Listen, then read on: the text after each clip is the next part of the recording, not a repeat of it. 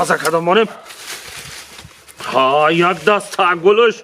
یه در رهی فیضا واده های فیضا واده های فیضا واده های مرغ دیلی او همیشه در پروازه ها یک دست گلش یه در رهی فیضا واده های فیضا واده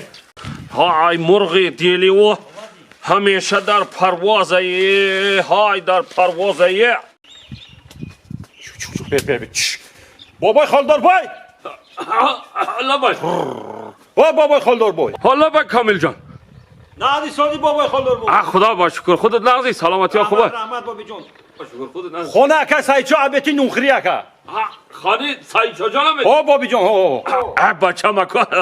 داغم برامون نکه ما بچه مازم گریخته که پاچه هم میسوزه تمام تنم در میکنه که رفت نمیتونم های بابی جان اما یک گفتن که با میتونیسی خوب میشید در همسایه گرده بو کامل جان یه دقیقه اکا خودت یه بچه های میفهمید اگه کامل جان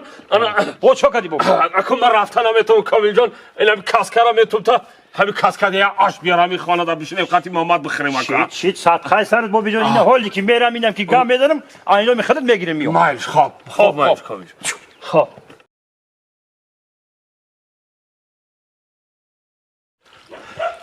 ای نلایم که اگر کاملی همسایه دا کسکره دادم درست یه گره بار در آش بیارم گفت دیگه هم تا بیدارک شده مانده یخی چه کردی بابای خالدار ای نلایم کارم که اگر کجا کردی کسکره یه درنم صدقه ایما خفن نشه بابی برای چی آخه ما همروز کسکتون دادین کو